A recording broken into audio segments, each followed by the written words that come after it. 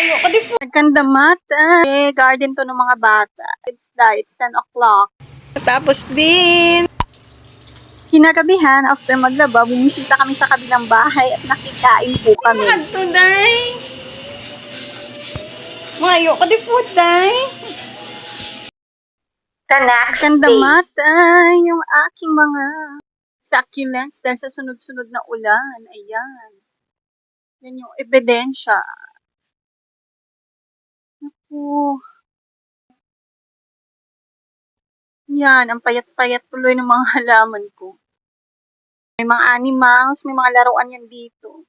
Kasi garden to ng mga bata. Ayan. Sila nag-separate ng mga colored stones. Yung mga laruan sa kanila galing yan eh. Sila naglalagay. Hinayaan ko na lang.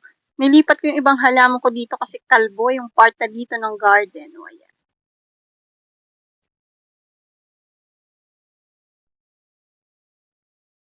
Taguro masugat to last pa chochong dai. Masugat sa mga kids dai. It's 10 o'clock. Iligpit pagkatapos magtapon ng gamit ng bunso pagdating. Buti nga dito sa probinsya, pwede pang gumawa ng projects. Hindi yung puro ipiprint mo na lang. Flex ko na din yung mga paninda ko dito. Nagbibenta po ako online gamit yung Facebook ko. Tapos pinapapick up ko lang.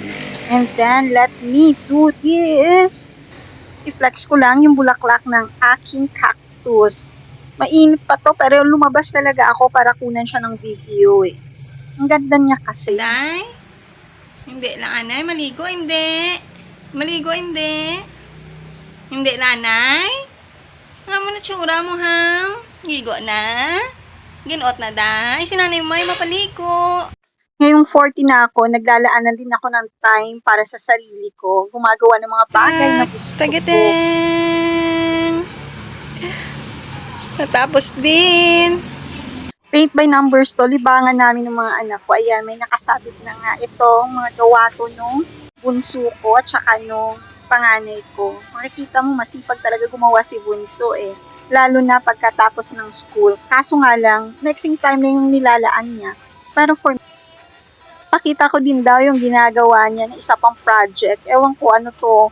Nilalagyan niya o inaayos niya yung sasakyan at nilalagyan ng bagong kulma. Natutuwa lang ako sa bunso ko kasi siya na din nag-iipon ng pera pambili na niya ng glue para sa mga projects niya. Hinahapunan talaga, umuunan talaga dito sa amin. Thank you for watching. Like and subscribe.